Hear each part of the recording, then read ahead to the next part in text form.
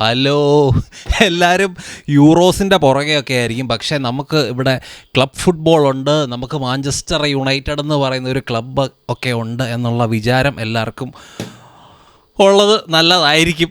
കാരണം ഈ club football അല്ലെങ്കിൽ ക്ലബ്ബുകളാണ് നമ്മളെ ത്രൂ ഔട്ട് ദ ഇയർ നമുക്ക് എൻ്റർടൈൻമെൻറ്റ്, ആ ഒരു ഫുട്ബോളിൽ എൻ്റർടൈൻമെൻറ്റ് തരുന്നത് ക്ലബ്ബുകളാണ്. അപ്പം ആ ഒരു ഓർമ്മ എല്ലാവർക്കും ഉണ്ടാകുന്നത് വളരെ നല്ലതായിരിക്കും. ഞാൻ യൂറോസ് കാണുന്നില്ല, കാരണം എനിക്ക് യൂറോസിലുള്ള ടീമുകളോട് എനിക്ക് അത്ര ഇമോഷണലി ആ ഒരു അറ്റാച്ച്മെൻ്റ് ഒന്നുമില്ല.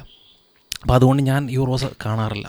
അപ്പം നിങ്ങളുടെ ഇഷ്ടമാണ് യൂറോസ് കാണണോ വേണ്ടയോ എന്നുള്ളത് ഞാനൊരു ഇൻട്രോ എന്നുള്ള രീതിയിൽ ചുമ്മാ തട്ടിക്കൂട്ടി സെറ്റ് ചെയ്ത ഒരു പരിപാടിയാണ്.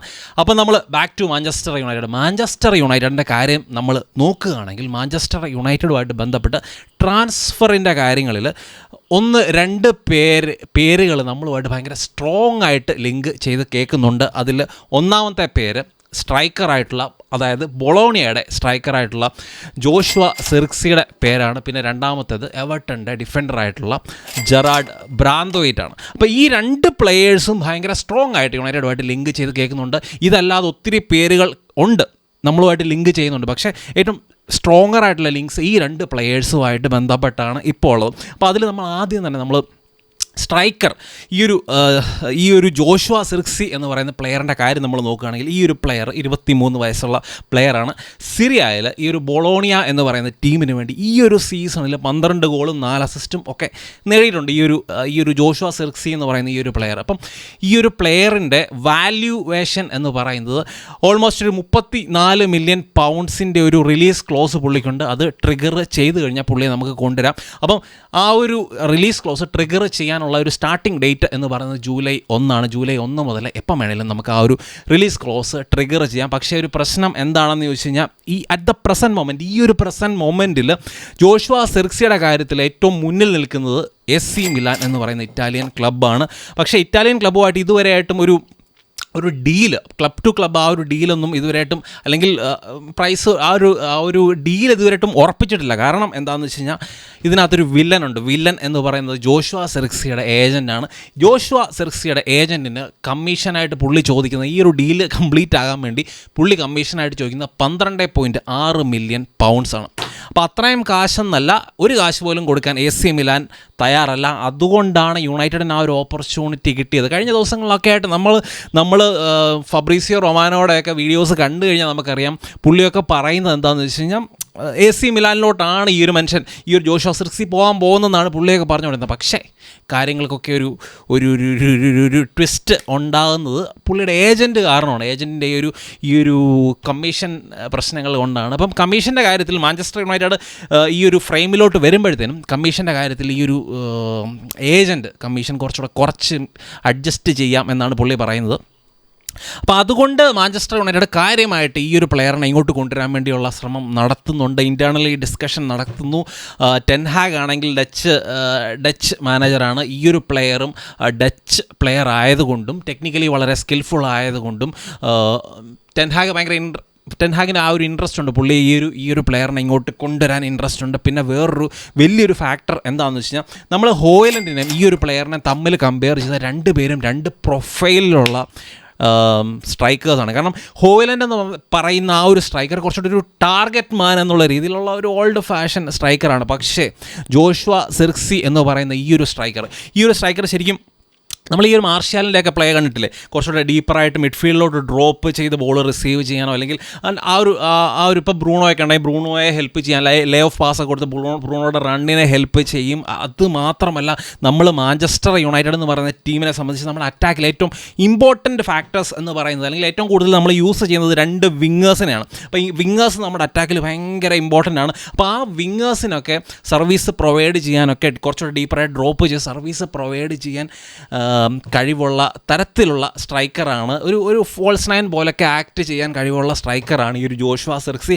അതുകൊണ്ടാണ് അങ്ങനത്തെ ഒരു പ്രൊഫൈലിന് വേണ്ടി ടെൻ ഹാഗ് പോകുന്നത്. അപ്പോൾ ആ ഒരു ടാക്റ്റിക്കലുള്ള ആ ഒരു ഫ്ലെക്സിബിലിറ്റിക്ക് വേണ്ടിയാണ് കുറച്ചുകൂടെ വേറൊരു പ്രൊഫൈലിലുള്ള സ്ട്രൈക്കറിനെ ഇപ്പം മാഞ്ചസ്റ്റർ യുണൈറ്റഡ് അല്ലെങ്കിൽ ടെൻ ഹാഗ് പ്രിഫർ ചെയ്യുന്നത്. നമ്മളുമായിട്ട് ലിങ്ക് ചെയ്യുന്ന സ്ട്രൈക്കേഴ്സിനെയൊക്കെ ശ്രദ്ധിച്ചോ, മത്തേസ് കുണിയ ആണെങ്കിലും ജാവോ പെദ്രോയൊക്കെ ആണെങ്കിലും ഇവരൊക്കെ ഈ ടൈപ്പ് സ്ട്രൈക്കേഴ്സാണ്. കുറച്ചുകൂടെ ഒരു ഫോൾസ് നയൻ പോലെ ആ ഒരു മിഡ്ഫീൽഡിലേക്ക് ഡ്രോപ്പ് ചെയ്യുന്ന തരത്തിലുള്ള സ്ട്രൈക്കർ സ്ട്രൈക്കർമാരാണ്. അപ്പോൾ ആ ഒരു പ്രൊഫൈലുള്ള സ്ട്രൈക്കറിനെയാണ് ആ ഒരു ടാക്ടിക്കൽ ഫ്ലെക്സിബിലിറ്റിക്ക് വേണ്ടി മാഞ്ചസ്റ്റർ യുണൈറ്റഡും ടെൻ ഹാഗും ഒക്കെ പ്രിഫർ ചെയ്യുന്നത്. അപ്പോൾ വരും ദിവസങ്ങളിൽ നമുക്കറിയാം ഈ ഒരു ഡീല് മുന്നോട്ട് പോകുമോ ഇല്ലയോ എന്നുള്ള കാര്യത്തിൽ. കാരണം ഇപ്പോഴും മാഞ്ചസ്റ്റർ യുണൈറ്റഡിൻ്റെ ഉള്ളിൽ ഈ ഒരു പ്ലെയറിനെ സൈൻ ചെയ്യണോ വേണ്ടയോ എന്നുള്ള കാര്യത്തിൽ, അല്ലെങ്കിൽ ആ ഒരു റിലീസ് ക്ലോസ് ട്രിഗർ ചെയ്യണോ വേണ്ടയോ എന്നുള്ള കാര്യത്തിലൊക്കെ ഇതുവരെയായിട്ടൊരു തീരുമാനം ആയിട്ടുള്ള ഡിസ്കഷൻസ് നടക്കുന്നേ ഉള്ളൂ. പിന്നെ ഇനി നമ്മൾ രണ്ടാമത്തെ നമ്മുടെ ആ ഒരു പ്ലെയർ ജെറാർഡ് ബ്രാന്ത്വെയ്റ്റ് എന്ന് പറയുന്ന ആ ഒരു ഡിഫൻഡർ എന്ന് പറയുന്നത് നമ്മുടെ വലിയൊരു പ്രയോറിറ്റിയാണ്. കാരണം റാഫേൽ വരാൻ നമ്മുടെ ടീം വിട്ടു പോയിട്ടുണ്ട്. അപ്പോൾ റാഫേൽ വരാൻ ഒരു റീപ്ലേസ്മെൻറ്റ്. അപ്പോൾ അങ്ങനെ നിൽക്കുമ്പോഴത്തേനും ജെറാർഡ് ബ്രാന്ത്വെയ്റ്റ് എന്ന് പറയുന്ന പ്ലെയർ ശരിക്കും പറഞ്ഞു കഴിഞ്ഞാൽ 2 ഫീറ്റും ഒരേപോലെ യൂസ് ചെയ്യാൻ കഴിവുള്ള മനുഷ്യനാണ് പുള്ളി. ലെഫ്റ്റ് ഫുട്ടഡ് ആണോ റൈറ്റ് ഫുട്ടഡ് ആണോ എന്ന് ഉറപ്പിച്ച് പറയാൻ പറ്റത്തില്ല. ചിലർ പറയുന്നു ലെഫ്റ്റ് ഫുട്ടഡ് ആണെന്ന് പറയുന്നു, ചിലർ പറയുന്നു റൈറ്റ് ഫുട്ടഡ് ആണെന്ന് പറയുന്നത്. കാരണം റൈറ്റ് സെൻറ്റർ ബാക്ക് ആയിട്ടാണെങ്കിലും ലെഫ്റ്റ് സെൻറ്റർ ബാക്ക് ആയിട്ടാണെങ്കിലും ലെഫ്റ്റ് സൈഡഡ് സെൻറ്റർ ബാക്ക് ആണെങ്കിലും ഒക്കെ പുള്ളി കളിക്കാൻ ഏബിളാണ്.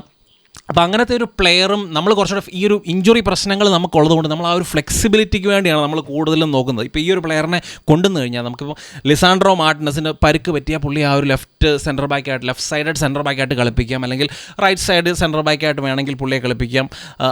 ഇതൊന്നുമല്ല, ലെഫ്റ്റ് ബാക്കിന് പരിക്ക് പറ്റി ആ ഒരു പൊസിഷനിൽ പ്രശ്നങ്ങൾ ഉണ്ടെങ്കിൽ നമുക്ക് ഈ ഒരു ലിസാൻഡ്രോ മാർട്ടിനസിനെ പിടിച്ച് ആ ഒരു ലെഫ്റ്റ് ബാക്കായിട്ട് കളിപ്പിച്ചിട്ട് ലെഫ്റ്റ് സൈഡ് സെൻറ്റർ ബാക്കായിട്ട് ബ്രാന്ത്വെയ്റ്റിനെ യൂസ് ചെയ്യാം. അങ്ങനെ ആ ഒരു ടാക്ടിക്കലിയുള്ള ആ ഒരു ഫ്ലെക്സിബിലിറ്റി, ആദ്യം പറഞ്ഞ പോലെ ആ ഒരു ടാക്ടിക്കലിയുള്ള ഫ്ലെക്സിബിലിറ്റിക്ക് വേണ്ടി തന്നെയാണ് ബ്രാന്ത്വെയ്റ്റിൻ്റെ പുറകെ ഇങ്ങനെ യുണൈറ്റഡ് കൂടിയിരിക്കുന്നത്. അപ്പം ബ്രാന്ത്വെയ്റ്റിൻ്റെ കാര്യം നമ്മൾ നോക്കുകയാണെങ്കിൽ തന്നെ ബ്രാന്ത്വെയ്റ്റ് ഇപ്പം കളിക്കുന്നത് എവർട്ടൺ എന്ന് പറയുന്ന ടീമിലാണ്.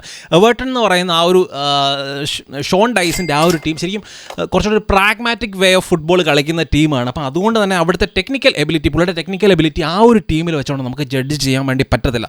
പക്ഷേ ഇതിന് മുന്നേ ഈ ഒരു എവർട്ടണിൽ വരുന്നതിന് മുന്നേ പുള്ളി ലോണിൽ PSVയിൽ ഡച്ച് ലീഗിൽ പോയി കളിച്ചിട്ടുണ്ട്. അവിടെ ആ ഒരു കുറച്ചുകൂടെ പൊസഷൻ ബേസ്ഡ് ഫുട്ബോൾ കളിച്ച് ടെക്നിക്കലി അവിടെ പ്രൂവ് ചെയ്ത ഒരു പ്ലെയറാണ് ഈ ഒരു ജെറാർഡ് ബ്രാന്ത്വെയ്റ്റ്. അതുമാത്രമല്ല 6 അടി 5 ഇഞ്ച് പൊക്കമുള്ള വലിയ ഭീമാകാരനായിട്ടുള്ള ഒരു മനുഷ്യനാണ്. അപ്പം ആ ഒരു ഏരിയൽ ഡ്യുവൽസ് ആണെങ്കിലും ഗ്രൗണ്ട് ഡ്യുവൽസിൻ്റെ ഒക്കെ കാര്യത്തിലാണെങ്കിലും വിൻ ചെയ്യുന്ന കാര്യത്തിലൊക്കെ ആണെങ്കിലും ഈ പ്ലെയർ ഭയങ്കര ഭീകരനാണ്. അപ്പോൾ ഇങ്ങനത്തെ ടെക്നിക്കലി ആണെങ്കിലും വിത്ത് ദ ബോൾ ആണെങ്കിലും വിത്തൗട്ട് ദ ബോൾ ആണെങ്കിലും അതുപോലെ തന്നെ ഈ ഒരു ഫ്ലെക്സിബിലിറ്റി ഒക്കെ ഉള്ള പല പൊസിഷനിൽ കളിക്കാൻ പറ്റുന്ന ഫ്ലെക്സിബിലിറ്റി ഉള്ള പ്ലെയറൊക്കെ ആയതുകൊണ്ടാണ്, പിന്നെ ഇംഗ്ലീഷ് പ്ലെയറാണ്. അപ്പോൾ അങ്ങനത്തെ പല കാര്യങ്ങൾ ഉള്ളതുകൊണ്ടാണ് ഈ പ്ലെയറിൻ്റെ പുറകെ ഇങ്ങനെ യുണൈറ്റഡ് കൂടിയിരിക്കുന്നത്. അപ്പോൾ യുണൈറ്റഡ് നമുക്ക് എല്ലാവർക്കും അറിയാം കഴിഞ്ഞ ദിവസം 35 മില്യൺ പൗണ്ട്സിൻ്റെ ഒരു ബിഡ് സബ്മിറ്റ് ചെയ്തായിരുന്നു. പക്ഷേ ആ ബിഡ് അന്നേരം തന്നെ എവർട്ടൺ റിജക്റ്റ് ചെയ്തു.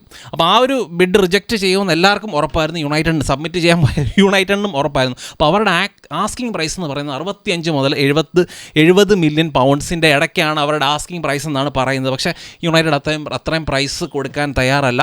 അപ്പോൾ ആ ഒരു രണ്ടാമത്തെ ബിഡിന് വേണ്ടി യുണൈറ്റഡ് ശ്രമിക്കും, അല്ലെങ്കിൽ യുണൈറ്റഡ് രണ്ടാമത്തെ ബിഡ് നടത്തും. പക്ഷേ രണ്ടാമത്തെ ബിഡ് എന്ന് പറയുന്നത് എടുത്ത് ചാടി ചെയ്യത്തില്ല, കുറച്ചുകൂടെ വെയിറ്റ് ചെയ്തുകൊണ്ടായിരിക്കും യുണൈറ്റഡ് നടത്താൻ പോകുന്നതെന്ന് പറയുന്നു.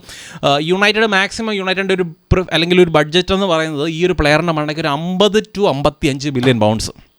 അപ്പോൾ ആ ഒരു ബഡ്ജറ്റിൽ ഈ ഒരു പ്ലെയറിനെ കൊണ്ടുവരാനുള്ള തന്ത്രങ്ങളാണ് യുണൈറ്റഡ് മെനഞ്ഞുകൊണ്ടിരിക്കുന്നത്. അപ്പോൾ അങ്ങനത്തെ ആ ഒരു ബാർഗെയിൻ നടത്തി ഈ ഒരു പ്രൈസിനുള്ളിൽ കൊണ്ടുവരാൻ വേണ്ടി ശ്രമിക്കും, അല്ലെങ്കിൽ വേറെ ടാർഗറ്റ്സിലേക്ക് പോകും എന്നാണ് പറയുന്നത്. മാർക്ക് ഗുഹി ക്രിസ്റ്റൽ പാലസിൻ്റെ മാർക്ക് ഗുഹി, അതുപോലെ തന്നെ ഇനാസിയോടെയൊക്കെ പേരുകൾ കേൾക്കുന്നുണ്ട്. നമുക്ക് വരും ദിവസങ്ങളിൽ കാണാം കാര്യങ്ങൾ എവിടെ വരെ തീരും എന്ന്.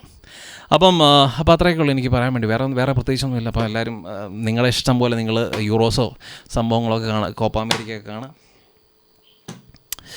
മറ്റൊരു നല്ല വീഡിയോ കാണാം. ബൈ.